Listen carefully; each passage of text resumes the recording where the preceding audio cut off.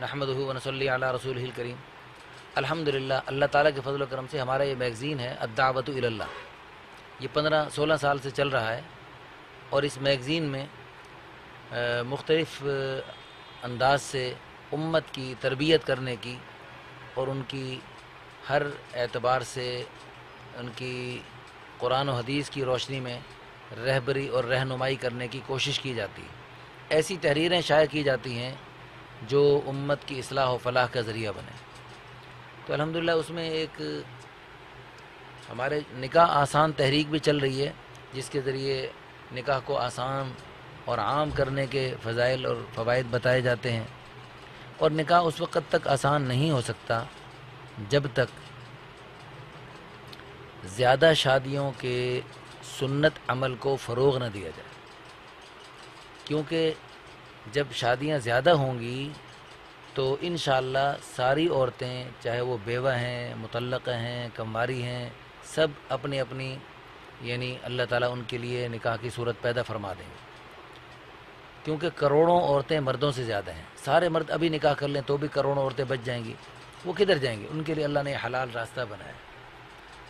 اسی سلسلے میں الحمدللہ مختلف تحریریں چھپتی رہتی ہیں۔ ایک گمنام بہن کا درد بھرا خط 2016 میں بھی ہم نے شائع کیا تھا، تو قارئین کے اصرار پر اور احباب کے بار بار اس کی طرف متوجہ کرنے سے الحمدللہ یہ ابھی 2019 کے اگست کے شمارے میں بھی دوبارہ وہ خط شائع کیا، اور وہ خط سوشل میڈیا میں بھی بہت چلا۔ وہ خط میں کچھ مزید اس میں بعض قرآن حدیث کی باتیں ہیں، ان کی تشریح توضیح بھی ساتھ کر لوں گا، تو اس لیے میں وہ خط اپنے الفاظ میں سنا رہا ہوں۔ وہ خط میرے نام لکھا گیا، محترم و مکرم جناب مولانا عادل محمود صاحب، السلام علیکم ورحمۃ اللہ وبرکاتہ۔ لڑکی لکھ رہی ہے، لاکھ دفعہ سوچا یہ خط لکھوں یا نہ لکھوں، کیونکہ مجھے ڈر ہے کہ میری بعض باتیں بعض خواتین پسند نہ کریں، بلکہ شاید وہ مجھے پاگل سمجھیں، لیکن پھر بھی مجھے جو حق لگا، سچ لگا، بقائمی ہوش و حواس صحیح لکھ رہی ہوں۔ میری ان باتوں کو شاید وہ خواتین اچھی طرح سمجھ پائیں گی جو میری طرح کنواری بیٹھی گھروں میں بڑھاپے کی سرحدوں کو چھو رہی ہیں۔ بہرحال میں اپنا مختصر قصہ لکھتی ہوں، شاید میرا یہ درد دل کسی بہن کی زندگی سنورنے کا ذریعہ بن جائے، اور مجھے اس کی برکت سے اللہ تعالی حضرت خدیجہ رضی اللہ عنہ، حضرت عائشہ رضی اللہ عنہ، حضرت فاطمہ رضی اللہ عنہ کے پڑوس میں جنت الفردوس میں ٹھکانہ عطا فرما دے۔ میری عمر جب 20 سال ہو گئی تو میں بھی عام لڑکیوں کی طرح اپنی شادی کے سہانے سپنا دیکھا کرتی تھی، سہانے خیالات کی دنیا میں مگن رہتی کہ میرا شوہر ایسا ہوگا، ہم مل جل کر ایسے رہیں گے، پھر ہمارے بچے ہوں گے اور ہم ان کی ایسی اچھی پرورش کریں گے، وغیرہ وغیرہ۔ اور میں ان لڑکیوں میں سے تھی جو زیادہ شادیاں کرنے والے مرد حضرات کو سخت ناپسند کرتی تھی، اور اللہ تعالیٰ کے اس حکم کی شدید مخالفت کیا کرتی تھی، کیونکہ میں اسے ظلم سمجھتی تھی۔ اور اگر کسی مرد کا مجھے پتہ لگتا کہ وہ دوسری شادی کرنا چاہتا ہے تو میں اس کی اتنی مخالفت کرتی کہ اسے نانی یاد آ جاتی، اور میں اسے بے تحاشا بددعائیں دینے لگتی۔ اسی سلسلے میں میری اپنے بھائیوں اور چچا وغیرہ سے بھی بڑی بحث ہوتی تھی۔ وہ مجھے زیادہ شادیاں کرنے کی اہمیت اور اس کی ضرورت بتلاتے، قرآن و حدیث کی روشنی میں اور موجودہ حالات کے اعتبار سے سمجھانے بجھانے کی بہت کوشش کرتے، مگر مجھے کچھ سمجھ نہ آتی، بلکہ میں انہیں بھی چپ کروا دیتی۔ اسی طرح دن، ہفتے، مہینے، سال گزرتے چلے گئے۔ میری عمر 30 سال سے بھی تجاوز کر گئی، اور انتظار کرتے میرے سر پر چاندی چمکنے لگی، لیکن میرے خوابوں کا شہزادہ نہ آیا۔ یا اللہ، میں کیا کروں؟ جی چاہتا کہ گھر سے باہر نکل کر آوازیں لگاؤں کہ مجھے شوہر کی تلاش ہے۔ مجھے جوانی کے ابتدا سے لے کر اب تک میں نے نفس و شیطان کا کس طرح مقابلہ کیا، اور اس بےہودگی اور بے حیائی کے ماحول میں کیسے بچی رہی۔ میں اسے صرف اور صرف اللہ کا فضل اور والدین کی دعائیں ہی سمجھتی ہوں، ورنہ ڈیش ڈیش ڈیش۔ اگرچہ گھر والے، بھائی وغیرہ میری ساری ضروریات کا خیال کرتے، ہر طرح کی دلجوئی کرتے، میرے ساتھ ہنستے کھیلتے، مجبوراً مجھے بھی ان کے ساتھ ہنسی مذاق میں شریک ہونا پڑتا، لیکن میری وہ ہنسی کھوکھلی ہوتی اور مجھے وہ حدیث یاد آتی جس کا مفہوم کچھ یوں ہے کہ بغیر شادی کے مرد ہو یا عورت مسکین ہوتے ہیں، اور واقعی میں نعمتوں بھرے گھر میں مسکین تھی۔ میرے بھائی میرا دل لگانے کی کوشش کرتے، لیکن میرا دل، شوہر تو آخر شوہر ہوتا ہے، خوشی غمی کی تقریب میں رشتہ دار عزیز و قارب جمع ہوتے تو جی چاہتا کہ ان کو چیخ چیخ کر بتاؤں مجھے شوہر چاہیے، مجھے شوہر چاہیے، لیکن پھر سوچتی لوگ کیا کہیں گے، یہ کیسی بے شرم لڑکی ہے۔ بس خاموشی اور صبر کے سوا کچھ بھی چارہ نہیں تھا۔ جب میں اپنی ہمجولیوں سہیلیوں کے بارے میں سوچتی کہ وہ تو اپنے گھروں میں اپنے شوہر بچوں کے ساتھ خوش و خرم زندگی بسر کر رہی ہیں، تو مجھے اپنی اس خلاف فطرت بے نکاحی زندگی پر شدید غصہ آتا۔ گھر کی محفلوں میں سب کے ساتھ مل کر ہنستی تو تھی، لیکن میرا دل خون کے آنسو روتا تھا۔ مجھے اپنا جسم آگ میں جلتا ہوا محسوس ہوتا۔ لڑکے تو پھر بھی کچھ نہ کچھ بات کر لیتے ہیں اور اپنی شادی کی ضرورت کا احساس گھر والوں کو دلا سکتے ہیں، لیکن لڑکیاں اپنی فطری شرم اور حیا میں ہی گھٹی دبی رہتی۔ واقعی بالکل سچ کہا اس عورت نے۔ آج ہی مجھے ایک صاحب اسی نکاح آسان تحریک کے حوالے سے اپنے بیٹے کی شادی کے لیے میرے سے رابطہ کر رہے تھے، تو وہ کہنے لگے کہ میرا بیٹا، اس کی عمر بڑھتی جا رہی ہے اور وہ حافظ قرآن ہے، شریف بچہ ہے، وہ کہہ رہے کاش کہ کوئی ایسی صورت ہوتی کہ کوئی کرائے پہ لڑکی مل جاتی مجھے اور میں اس کے ساتھ میں وقت گزار لیتا کچھ۔ آپ میری شادی تاخیر کر رہے ہیں، لیکن شرن چونکہ ایسی جائز نہیں ہے، یعنی اس کو، یعنی والدین کو اپنی شدید ضرورت کا وہ نوجوان احساس دلا رہا تھا۔ تو حقیقتاً بڑا ہی مجھے غصہ آتا ہے، کوفت ہوتی ہے ان والدین پر جو اپنے نوجوان بچے بچیوں کی شادیوں کی فکر نہیں کرتے اور اس کا احساس نہیں کرتے۔ تو بہرحال یہ لڑکی کے الفاظ آپ سن رہے ہیں، دیکھ رہے ہیں کہ لڑکیاں یعنی لڑکے تو کوئی نہ کوئی فکر اپنے متوجہ کرتے رہتے ہیں لڑکے، لیکن ہم لڑکیاں شرم، فطری شرم حیا میں گھٹی دبی رہتی ہیں۔ وہ تو اللہ کا شکر ہے میرے بڑے بھائی کی شادی ایک عالمہ لڑکی سے ہو گئی جو ماشاءاللہ دینی دنیاوی علوم سے آراستہ ہونے کے ساتھ ساتھ تقوی، پاکیزگی اور دیگر پیاری پیاری صفات سے متصف تھی، اور انہوں نے اسی شرط پر بھائی کا رشتہ قبول کیا تھا کہ گھر میں مدرسۃ البنات کا سلسلہ شروع کیا جائے۔ بھائی جو ماشاءاللہ تبلیغی جماعت کی برکت سے پہلے ہی دینی جذبے سے سرشار تھے، بخوشی یہ شرط منظور کر لی اور شادی کے چند دن بعد ہی مدرسۃ البنات شروع ہو گیا۔ میں بھی بی اے کے بعد فارغ تھی، میں نے بھی اپنی پیاری بھابھی کے حسن سلوک سے متاثر ہو کر سب سے پہلے داخلہ لے لیا۔ ان کی ترغیبیں باتیں سن کر میرا کچھ دھیان بٹا، تسلی ہوئی۔ مدرسے کی پڑھائی کے ساتھ ساتھ انہوں نے کچھ مسنون دعائیں، اذکار، نوافل بتلائے جن کے پڑھنے سے میرے دل کو کافی سکون محسوس ہوا۔ وہ جو میں آگ میں جلتی اپنے آپ کو محسوس کرتی تھی، وہ کیفیت میں کمی واقع ہوئی۔ وہ تو میرے لیے کوئی رحمت کا فرشتہ ہی ثابت ہوئیں۔ اگر وہ نہ ہوتیں تو نہ جانے میں کن کن گناہوں کی دلدل میں دھنس چکی ہوتی، یا خودکشی کے حرام موت مر کر جہنم کی کسی وادی میں دردناک عذاب سہ رہی ہوتی۔ ایک دن میرے بڑے بھائی گھر آئے اور بتایا آج آپ کے رشتے کے لیے کوئی صاحب آئے تھے، لیکن میں نے انکار کر دیا۔ تو میں نے تقریباً چیختے ہوئے پوچھا کیوں؟ کہنے لگے وہ تو پہلے ہی شادی شدہ تھا اور مجھے آپ کا پتہ تھا آپ کبھی بھی دوسری شادی والے مرد کو قبول نہیں کریں گی، آپ تو دوسری شادی کرنے والوں کے سخت خلاف ہیں۔ میں نے کہا نہیں بھائی نہیں، اب وہ بات نہیں ہے۔ جب سے میں نے بھابھی جان کے پاس قرآن و حدیث کا علم حاصل کرنا شروع کیا ہے، سیرت نبوی پڑھی ہے، حیات الصحابہ پڑھی ہے، تو قرآن و حدیث کے نور سے میرے دماغ کی گرہیں کھلنی شروع ہو گئیں اور مجھے اللہ تعالیٰ کے اس حکم میں حکمتیں سمجھ آنے لگی ہیں، اور مجھے پتہ لگ گیا ہے کہ اللہ تعالیٰ کا کوئی بھی حکم ظلم پر مبنی نہیں، بلکہ اللہ تعالیٰ کے ہر حکم میں ہزاروں حکمتیں اور مصلحتیں ہیں۔ اب تو میں کسی مرد کی دوسری کیا تیسری یا چوتھی بیوی بننے کے لیے بھی بخوشی تیار ہوں، اور میں نے اب تک جو اللہ تعالیٰ کے اس حکم کی مخالفت کی، اس پر میں دل و جان سے استغفار کرتی ہوں، بلکہ میرا تو یہ جی چاہتا ہے جیسے میں نے پہلے اس حکم کی پوری شدت سے مخالفت کی، اب اس حکم کو جہاں تک میرے بس میں ہے پھیلاؤں گی اور شدت سے اس اللہ کے اس حکم کی موافقت کروں گی۔ اس لیے آپ کی خدمت میں یہ خط لکھ رہی ہوں۔ ماشاءاللہ آپ کا یہ ماہنامہ الدعوۃ الی اللہ ملک کا کثیر الاشاعت اسلامی رسالہ ہے، اور آپ نے نکاح آسان تحریک کا شعبہ بھی بنایا ہوا ہے۔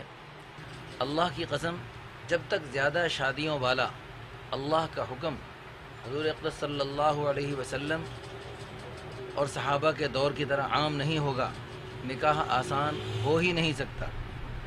جس مرد نے زندگی بھر ایک ہی شادی کرنے کا فیصلہ اور عزم مصمم کر رکھا ہے، وہ کبھی بھی کسی مطلقہ، بیوہ، غریب، مسکین یا کسی بھی اعتبار سے کمی کا شکار عورت سے شادی نہیں کرے۔ محترم جناب مولانا عادل محمود صاحب، میں آپ کو اللہ کا واسطہ، اس اللہ کا واسطہ دیتی ہوں جس کا نام آپ نے اپنے میگزین کی سرخی میں لکھا ہوا ہے، وہ اللہ جس نے آپ کو دنیا بھر میں دین کی دعوت، اللہ کی دعوت دینے کی توفیق عطا فرمائی، اس اللہ کا واسطہ دے کر آپ سے عاجزانہ درخواست کرتی ہوں کہ میرے اس خط کو جو میں نے بڑی محنت سے لکھا ہے ردی کی ٹوکری میں مت ڈالیے، اسے اسی اجتماع والے رسالے میں ضرور لگائیے۔ اللہ تعالیٰ آپ کو بہت بہت جزائے خیر عطا فرمائے۔ اللہ کرے میری یہ تحریر اللہ تعالیٰ کے اس حکم کے زندہ ہونے کا ذریعہ بن جائے، اس حکم کے زندہ ہونے کا ذریعہ بنے، اور حضور کی اس سنت کے زندہ ہونے کا ذریعہ بن جائے جس کو لوگ گناہ سمجھتے ہیں۔ میں سمجھتی ہوں شاید میری یہ کاوش میرے اس سخت گناہ کی بخشش کا ذریعہ بن جائے جو میں نے سابقہ زندگی میں کیا۔ ایک دن قرآن پاک کی تلاوت کرتے ہوئی آیت سامنے آئی، اعوذ باللہ من الشیطان الرجیم، ذالک بانہم کرہوا ما انزل اللہ فاحبط اعمالہم۔ وہ لوگ، ترجمہ میں حضرت لکھتے ہیں کہ یہ ہلاکت اس لیے کہ وہ لوگ اللہ تعالیٰ کے نازل کردہ احکامات سے ناخوش ہوئے، پس اللہ تعالیٰ نے بھی ان کے اعمال ضائع کر دی، اللہ تعالیٰ نے بھی ان کے اعمال ضائع کر دی، اللہ تعالیٰ کے نازل کردہ احکامات سے ناخوش ہوئے۔ تو یہ خاتون کہتی ہیں کہ میں بھی اللہ تعالیٰ کے اس حکم سے نالاں رہتی تھی، ناخوش ہوتی تھی۔ تو جب یہ آیت میری نظر سے گزری تو میرے تو رونگٹے ہی کھڑے ہو گئے کہ میں نے اللہ تعالیٰ کے اس حکم کو نہ صرف ناپسند سمجھا بلکہ میں نے تو اس کی شدید مخالفت کی۔ اللہ تعالیٰ مجھے معاف فرمائے۔ میں اس خط کی وساطت سے مرد حضرات تک یہ پیغام پہنچانا چاہتی ہوں کہ اگر عدل کرنے کی نیت ہو تو آپ ضرور اللہ تعالیٰ کے اس حکم کو زندہ کیجئے، 2، 3 اور 4 شادیوں کو فروغ دیجیے اور دکھی دلوں کی دعائیں لیجئے۔ باقی جو عورت آئے گی اپنا نصیب ساتھ لے کر آئے گی، اور اس سے جو اولاد ہوگی وہ بھی اپنا نصیب ساتھ لے کر آئے گی۔ رازق رزاق تو صرف ایک اللہ ہے، اور اسی اللہ نے قرآن کریم میں شادیوں کی برکت سے غنی کرنے کا وعدہ کیا ہے۔ ان یکونوا فقراء یغنہم اللہ من فضلہ، اور رسول اللہ صلی اللہ علیہ وسلم نے بھی تنگ دستی دور کرنے کا نکاح کرنے کو ذریعہ بتلایا ہے اور یہ نسخہ بتلایا ہے۔ اسی موضوع پر ایک مثال ذہن میں آئی۔ ایک دفعہ حکومت نے فوجیوں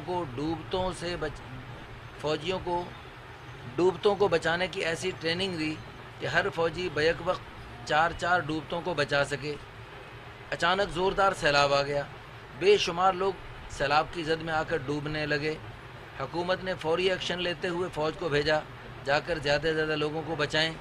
اب یہ فوجی جوان جائیں اور پانی میں کود کر بجائے 4 آدمیوں کو نکالنے کے اگر صرف ایک کو نکالنے پر اکتفا کریں اور باقی چیختے چلاتے رہیں، بچاؤ بچاؤ بچاؤ، ہمیں بھی بچاؤ، اور وہ ان بیچاروں کی انسنی کر دیں اور انہیں آسانی سے ڈوبنے اور مرنے دیں، تو آپ انہیں کیا کہیں گے؟ حکومت انہیں کیا کہے گی؟ کیا حکومت انہیں شاباش دے گی؟ اگر کسی رحم دل فوجی کو ان پر ترس آ جائے اور وہ کسی ڈوبتے کو بچانے لگے تو پہلے جو چمٹا ہوا ہے وہ کہے گا کہ خبردار کسی اور کی طرف ہاتھ بڑھایا، بس مجھے ہی بچاؤ، باقی ڈوبتے مرتے رہیں۔ ان کی طرف دیکھو بھی مت۔ اب اسے کیا کہا جائے گا؟ کہیں اس معاملے میں آپ کے ہاں بھی تو ایسا کچھ نہیں ہو رہا؟ عقل مند کے لیے اشارہ ہی کافی ہوتا ہے۔ اللہ تعالیٰ کے ارشاد گرامی ہے، فَانكِحُوا مَا طَابَ لَكُم مِّنَ النِّسَاءِ مَثْنَىٰ وَثُلَاثَ وَرُبَاعَ فَإِنْ خِفْتُمْ أَلَّا تَعْدِلُوا فَوَاحِدَةً أَوْ مَا مَلَكَتْ أَيْمَانُكُمْ۔ قرآن کریم میں زیادہ شادیوں والی اس آیت میں یہ بالکل واضح نظر آ رہا ہے کہ اصل حکم تو زیادہ شادیوں کا ہی ہے، مجبوراً ایک پر اکتفا کرنا جائز ہے۔ مثال کے طور پر آپ اپنے ملازم کو بھیجیں، جاؤ بھائی گوشت لے کر آؤ، اگر گوشت نہ ملے تو دال لے آنا، یعنی اصل حکم تو گوشت ہی کا ہے، مجبوراً دال ہے۔ اس کی دلیل حضور صلی اللہ علیہ وسلم، خلفائے راشدین اور اکثر صحابہ کا عمل ہے۔ اللہ تعالیٰ نے اپنے پیارے حبیب صلی اللہ علیہ وسلم کے لیے فرمایا، ما آتاکم الرسول فخذوہ، میرے حبیب جو تمہیں دیں اس کو لے لو، اور جس سے روکیں اس سے رک جاؤ، باز آ جاؤ۔ تو اللہ کے پیارے حبیب صلی اللہ علیہ وسلم نے ارشاد فرمایا، علیکم بسنتی وسنت الخلفاء الراشدین، میری سنت اور خلفائے راشدین کی سنت کو لازم پکڑو۔ تو حضور صلی اللہ علیہ وسلم کی اپنی کتنی شادیاں؟ 11 شادیاں، خلفائے راشدین کی 4 اور 8 شادیاں، پہلے اور آخری کی 4، درمیان والے دونوں حضرات کی 8 شادیاں۔ تو ان 5 ہستیوں میں سے جن کے نقش قدم پہ چلنے کا ہم سب مسلمانوں کا حکم ہے، ان میں سے کوئی ایک بھی تو ایک والا نہیں، سب کے سب زیادہ والے ہیں۔ تو اس لیے آپ اگر اپنی دینی دنیاوی مصروفیات کا بہانہ بنائیں تو بھی صحابہ کی زندگیوں کو دیکھیے کہ وہ بھی آپ سے زیادہ دینی مصروفیات والے تھے اور دنیاوی مصروفیات بھی ان کی بہت تھیں، لیکن اس کے باوجود انہوں نے اللہ تعالیٰ کے اس فرمان عالی شان کی منشا کو سمجھتے ہوئے ایک سے زائد نکاح کیے۔ اس سلسلے میں خصوصاً ان حضرات سے درد مندانہ اپیل ہے جنہیں اللہ تعالیٰ نے عالمی سطح پر، ملکی سطح پر، علاقائی سطح پر دینی یا دنیاوی وجاہت دی ہے۔ اگر آپ اوروں کو ترغیب دینے کے ساتھ ساتھ اتباع سنت میں عملاً بھی یہ قدم اٹھائیں گے تو بلا شبہ ان کی دیکھا دیکھی دوسرے لوگ بھی اس سنت کو زندہ کرنے والے بنیں گے، بے شمار خواتین کو سہارا ملے گا، تحفظ اور پاک دامنی والی زندگی نصیب ہوگی۔ اگلی بات یہ ہے کہ دنیا چونکہ دارالامتحان ہے، مسائل کی آماج گاہ ہے۔ میں سمجھتی ہوں زیادہ شادیوں میں بھی کچھ مسائل ہوتے ہیں، لیکن شادیوں کے نہ ہونے سے جو مسائل ہوتے ہیں وہ اس سے کہیں زیادہ اور خطرناک ہے۔ عدل کرنا کچھ اتنا مشکل نہیں جتنا سمجھا جاتا ہے، جس کے ڈر کی وجہ سے اس طرف قدم بڑھاتے ہوئے مرد حضرات ڈرتے رہتے ہیں، اس طرح تو پھر ہر عمل میں ٹھیک نہ کرنے پر وعید اور سزا ہے۔ حدیث پاک میں یہ بھی آتا ہے اگر نماز ٹھیک نہ پڑھو تو پرانے کپڑے کی طرح سے منہ پر مار دی جاتی ہے۔ ایک تو یہ کہ اس وعید کو سن کر نماز پڑھنا ہی چھوڑ دیں، اور ایک یہ کہ ٹھیک پڑھنے کی کوشش کرتے رہیں۔ اسی طرح کثرت نکاح کی سنت کو زندہ کرتے رہیں اور عدل کی بھی کوشش کرتے رہیں۔ انشاءاللہ آپ کی نیت اعلیٰ ہوگی، یعنی اللہ کی رضا، اتباع سنت، عورتوں کا بھلا، کثرت امت، گناہوں کا خاتمہ وغیرہ وغیرہ، تو یقیناً اللہ کی مدد آپ کے ساتھ ہوگی اور آپ کو عدل کی توفیق بھی ملے گی۔ ہمت مردہ مدد خدا، اٹھ باندھ کمر کیا ڈرتا ہے، پھر دیکھ خدا کیا کرتا ہے۔ پچھلے دنوں سوشل میڈیا پر کچھ عرب خواتین کارڈ اٹھائے باقاعدہ جلوس کی شکل میں نکل کر مردوں کو جوڑتے ہوئے کہہ رہی تھیں، تزوجوا مثنا وثلاث ورباع ان کنتم رجالا، اے مردو اگر تم واقعی مرد ہو تو 2 3 4 شادیاں کر لو، اور بے شمار بے نکاحی عورتوں کے لیے حلال کا راستہ آسان کرو۔ اور ضروری نہیں کہ آپ کی پہلی بیوی میں کوئی عیب یا کمی ہو تو پھر ہی آپ دوسری تیسری چوتھی شادی کر سکتے ہیں، اس کے بغیر بھی آپ رسول اللہ صلی اللہ علیہ وسلم کی اتباع میں یہ عمل کر سکتے ہیں۔ میرے پاس پچھلے دنوں ایک صاحب آئے دوسری شادی کے لیے اور اپنی پہلی بیوی کے کچھ خامیاں بیان کرنے لگے۔ یہ میں اپنا واقعہ بیان کر رہا ہوں، اس خط میں نہیں ہے۔ اپنی پہلی بیوی کی کچھ کمیاں بیان کرنے لگے اور لسٹ باقاعدہ شروع ہونے لگی. میں نے کہا بھائی بس اس کی ضرورت نہیں ہے. آپ کی پہلی بیوی میں کوئی خامی نہ ہو، بالکل حضرت عائشہ رضی اللہ عنہا کی طرح ہزاروں خوبیوں سے آراستہ ہو، تو بھی آپ کو اللہ تعالیٰ نے دوسری، تیسری، چوتھی شادی کی اجازت دی، اختیار دیا ہے. ضروری نہیں کہ پہلی بیوی میں عیوب ہوں اور واقعی عیوب ہوں تو پھر آپ جو ہے دوسری، تیسری، چوتھی شادی کر سکتے ہیں. بالکل نہیں. کہیں قرآن میں، حدیث میں اس کی کوئی شرط نہیں ہے کہ پہلی بیوی میں عیوب ہوں تو آپ اگلی شادی کر سکتے ہیں. بالکل نہیں. کہیں کوئی شرط آج تک مجھے نہیں ملی. اللہ اکبر. حضرت عائشہ رضی اللہ عنہا میں کیا کمی تھی کہ آپ صلی اللہ علیہ وسلم نے ان کے بعد اتنے نکاح فرمائے؟ اور چند باتیں میں ان مسلمان بہنوں سے کرنا چاہتی ہوں، وہ خاتون لکھتی ہیں جن کو اللہ تعالیٰ نے شوہر کی نعمت سے نوازا ہے، وہ اللہ تعالیٰ کا شکر ادا کریں کہ وہ مجھ جیسی کروڑوں بے نکاح مسکین خواتین میں سے نہیں. آپ کو شاید اندازہ ہی نہیں کہ بے نکاح رہنے میں کیسی کیسی مشقتوں سے گزرنا پڑتا ہے. ٹھیک ہے، آپ پر بھی کچھ مشقتیں آتی رہتی ہیں، ان پر تو آپ کو انشاءاللہ اجر ملے گا، لیکن یہ خلاف فطرت بے نکاح رہنا انتہائی خطرناک ہے. میری آپ سے گزارش ہے، اگر آپ کے شوہر اس مبارک سنت کو زندہ کرنا چاہتے ہیں جسے لوگ میری طرح اپنی جہالت اور نادانی کی وجہ سے گناہ سمجھتے ہیں، تو برائے مہربانی اپنے شوہر کے لیے ہرگز رکاوٹ نہ بنیے. حضرت عائشہ رضی اللہ عنہا کو پتہ لگ جاتا تھا یہ جو خاتون آپ صلی اللہ علیہ وسلم کی خدمت میں حاضر ہو رہی ہے اس سے آپ صلی اللہ علیہ وسلم نکاح کر سکتے ہیں، لیکن وہ تو کبھی بھی رکاوٹ نہیں بنی. اور پھر آپ صلی اللہ علیہ وسلم سے نکاح کر بھی لیتی.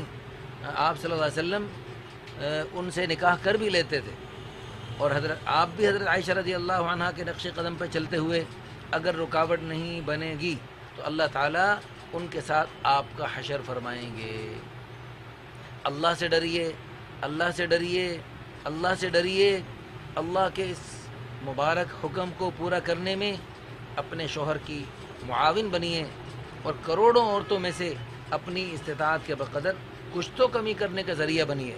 اس حکم کو برا سمجھنے والی میری بہنوں، خدا نہ خواستہ اگر آپ کا شوہر اللہ کو پیارا ہو جائے اور آپ عین جوانی میں بیوہ ہو جائیں، آپ سے کوئی کمارا مرد شادی کرنے کو تیار نہ ہو، تو پھر آپ پر کیا بیتے گی؟ اللہ تعالیٰ نے تو فرمایا وَتَعَاوَنُوا عَلَى الْبِرِّ وَالتَّقْوَى، نیکی اور تقوی کے کاموں میں ایک دوسرے کا تعاون کیا کرو، برائی اور نافرمانی کے کاموں میں نہیں. اللہ تعالیٰ ہمیں بھی اپنے گھروں اور پورے معاشرے میں اس پر عمل کرنے کی توفیق عطا فرمائے. لیکن افسوس، صد افسوس، بعض بے دین خواتین کے بارے میں تو یہ بھی سنا کہ وہ اپنے مردوں کو صراحتاً یا اشارتاً گناہوں میں تو معاونت کرتی ہیں اور ان کو حلال راستے سے منع کرتی ہیں، اور پھر سمجھتی ہیں کہ ہم نے بڑا تیر مار لیا. حالانکہ اگر خدا نخواستہ ان کا شوہر کسی برائی میں مبتلا ہوگا تو اس کی نحوست و بے برکتی صرف اسی کی ذات پر نہیں ہوگی، بلکہ تمام گھر والوں پر اور آپ کے کاروبار پر اور آپ کے پیارے بچوں پر بھی اس کی نحوست پڑ سکتی ہے. اور اس کے برعکس اگر آپ کے شوہر حلال راستہ اختیار کریں گے، اس کی وجہ سے برکتیں اور رحمتیں پورے گھرانے پر اور سارے کاروبار پر اور آپ سب پر پڑیں گی. آپ خود فیصلہ کیجئے کیا کرنا اور کیا نہ کرنا چاہیے. میری بعض باتیں بعض بہنوں کو شاید سخت لگی ہوں گی، لیکن کچھ حقائق میرے سامنے تھے جن کی وجہ سے قلم میں شاید کچھ تلخی آ گئی. ایک خاتون اچھی خاصی دین کا علم رکھنے والی، اس نے اللہ تعالیٰ کے اس حکم کی بھرپور شدت سے مخالفت کی تو اللہ تعالیٰ کی طرف سے ایسی سزا ملی کہ وہ خون کے آنسو روتی ہیں. اللہ تعالیٰ انہیں بھی معاف فرمائے اور انہیں عافیت عطا فرمائے. ذرا سوچئے، لا یؤمن احدکم حتی یحب لأخیہ ما یحب لنفسہ. رسول اللہ صلی اللہ علیہ وسلم نے صاف ارشاد فرمایا تم اس وقت تک مومن نہیں ہو سکتے جب تک جو اپنے لیے پسند کرتے ہو دوسروں کے لیے پسند نہ کرنے لگو. تو جیسے آپ کو اپنے شوہر اور بچوں کے ساتھ رہنا پسند ہے، اسی طرح آپ دیگر خواتین کے لیے بھی یہی پسند کیجئے. اگر اس سلسلے میں آپ کو کوئی قربانی دینا پڑے تو اللہ کی رضا کے لیے بخوشی اسے قربانی کو قبول کیجئے. پھر اللہ تعالیٰ کے خزانوں سے دنیا آخرت کی خوشیاں حاصل کیجئے. میری پیاری بہنوں، یہ دنیا فانی عارضی ہے اور دارالامتحان ہے، آخرت باقی اور ہمیشہ ہمیشہ کے لیے اور دارالانعام ہے۔ اس ایثار اور قربانی پر آخرت میں جو اللہ تعالیٰ آپ کو انعامات سے نوازیں گے، آپ ان کا اندازہ ہی نہیں لگا سکتے۔ اللہ تعالیٰ کے دیدار کی ایک جھلک اور اللہ تعالیٰ نے جو آپ کو نعمتیں عطا فرمانی ہیں ان کی ایک جھلک آپ کو اس سلسلے میں آنے والی تمام مشکلات، مشقتوں اور تکلیفوں کو بھلا دے گی۔ اول تو انشاءاللہ یہ مشکلات آئیں گی نہیں، اگر آئیں تو آخرت میں سب کچھ، آخرت کی جو نعمتیں ملیں گی ایک جھلک سب بھلا دے گی۔ زیادہ شادیوں میں عورتوں کے لیے بلا شبہ بے شمار فوائد ہیں، جس کی دلیل عرب اور افریقی خواتین ہیں جو خود اپنے مردوں کے لیے بیویاں تلاش کرتی ہیں اور اپنی سوکنوں کا خوش دلی سے استقبال کرتی ہیں۔ میری دل سے دعا ہے کہ اللہ کرے میری کسی بہن کو اللہ تعالیٰ کے اس حکم کو پورا کرنے، فروغ دینے پر کبھی بھی کوئی تکلیف نہ آئے، بلکہ راحت ہی ملتی رہے۔ اللہ تعالیٰ تو اپنے بندوں سے ایک ماں سے بھی ہزاروں گنا زیادہ محبت کرنے والے ہیں۔ اللہ تعالیٰ کے ہر حکم میں اس کی طرف سے رحمتیں اور برکتیں ملتی رہیں گی۔ نبی کریم صلی اللہ علیہ وسلم بھی رحمت للعالمین ہیں، وہ بھی کبھی بھی ہمیں ایسا حکم صادر نہیں فرما سکتے جو ذرہ برابر بھی ہمارے لیے مشکل اور پریشانی کا باعث ہو۔ اللہ تعالیٰ ہمارے حامی و ناصر ہوں۔ اللہ تعالیٰ میری جیسی تمام بہنوں کو خیر کے رشتے عطا فرمائے۔ ایک کتاب میں زیادہ شادیاں کرنے کے فضائل اور فوائد پڑھے، دل کیا وہ بھی آپ کی خدمت میں پیش کر دوں۔ ایک سے زیادہ شادیاں کرنے پر رسول اللہ صلی اللہ علیہ وسلم کی کثرت امت والی چاہت پوری ہوگی۔ حضور کی چاہت تھی میری امت کثرت سے ہو، تو زیادہ شادیاں کرنے سے حضور کی یہ چاہت پوری ہوگی۔ سبحان اللہ۔ زیادہ بیویوں کے مل کر رہنے سے دین کی محنت کرنا آسان ہو سکتا ہے، مل جل کے دین کے کام میں شوہر کے معاون بن سکتی ہیں ماشاءاللہ، اور دنیا کے کاموں میں بھی شوہر کا ہاتھ بٹا سکتی ہیں۔ سوکن بن کر رہنے میں ازواج مطہرات رضی اللہ عنہن، صحابیات رضی اللہ عنہن کے مشابہت اور اس کی برکت سے جنت میں ان کی رفاقت ہمیشہ ہمیشہ کے لیے مل سکتی ہے۔ اگر اس کی وجہ سے خدا نخواستہ کچھ مشقت اس قطرے جتنی دنیا میں بھی آ گئی، قطرے جتنی دنیا کیا مطلب؟ حضور صلی اللہ علیہ وسلم نے ارشاد فرمایا یہ دنیا آخرت کے مقابلے میں ایسے ہے جیسے انگلی سمندر میں ڈالو اور باہر نکالو۔ تو سمندر میں انگلی ڈال کر باہر نکالنے سے انگلی پر کتنا پانی لگ گیا؟ یہ جو چھوٹا سا پانی کا قطرہ آپ کی انگلی پہ لگ گیا یہ تمہاری دنیا ہے، باقی ٹھاٹھے مارتا سمندر آخرت۔ تو اس قطرے جتنی دنیا میں تھوڑی سی مشقت اول تو آئے گی نہیں انشاءاللہ۔ آپ اللہ کا حکم پورا کر رہی ہیں، آپ اللہ کے پیارے حبیب صلی اللہ علیہ وسلم کی مبارک سنت کو زندہ کرنے لگی ہیں، اس پر انشاءاللہ آپ کو مشقت نہیں آئے گی۔ دین کے بہت سارے کام ایسے ان میں بظاہر مشقت ہے، لیکن حقیقت میں اللہ کی قسم ان میں بڑی خوشیاں، بڑی خیریں، بڑی برکتیں اور بڑی راحتیں۔ نماز پڑھنے والے، روزے رکھنے والے، حج زکوٰۃ ادا کرنے والے، سارے یہ اللہ کے پیارے حکم پورا کرنے والے، دنیا دیکھنے والے ان کو بڑا مشقت میں سمجھتی ہیں، دیکھنے والے لوگ ان کو بڑی مشقت میں سمجھتے ہیں، لیکن حقیقت میں حج کرنے والوں سے پوچھو۔ ہیں جی، ایک صاحب ملے مجھے، کہتے ہیں میری زندگی کے بہترین خوبصورت ترین دن وہ دن جو میرے حج میں، حالانکہ حج میں بڑی مشقت، یہ آج سے 20 سال پرانی بات ہوگی، یعنی 20 سال پہلے تو حج میں کافی مشقت ہوتی ہے، تو ہر سال ماشاءاللہ آسانی ہو رہی ہے، تو 20 سال پہلے کتنی مشقت والا حج تھا، لیکن وہ کہہ رہے میری زندگی کے سارے دن کے مزے ایک طرف اور حج کے دنوں کے مزے ایک طرف، یعنی اللہ تعالیٰ قادر ہے مشقت کے اندر اللہ راحت عطا فرما دے۔ تو بہرحال دین کے ہر کام میں اللہ نے بڑی خیریں، خوشیاں اور برکتیں رکھی ہیں، اس لیے تو میں اس میں لکھا ہے خط میں کہ اگر اللہ کے اس حکم کو پورا کرنے کی وجہ سے اگر خدا نہ خواستہ کچھ مشقت اس قطرے جیسی دنیا میں آ بھی گئی، تو آخرت کی ہمیشہ ہمیشہ کی لامحدود زندگی میں ازواج مطہرات کے پڑوس والی جنت کی ایک جھلک سارے دکھوں کو بھلا دے گی۔ اچھا، اگلا فائدہ زیادہ شادیاں کرنے کا اگلا فائدہ، پہلی بیوی کو میزبان بننے کا ثواب ملتا ہے۔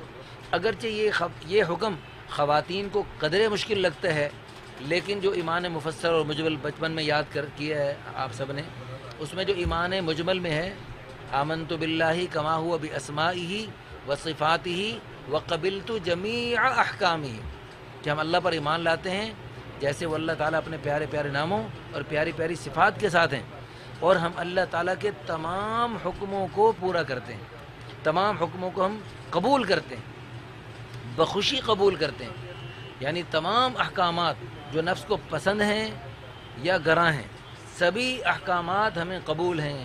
تو اس ایمان مجمل میں جو آپ نے تمام احکامات کو قبول کرنے کا جو دعویٰ کیا، اس کی دلیل دینے کا موقع ملتا ہے اس پہلی بیوی کو اگلی سوکن کا استقبال کرنے کی برکت سے۔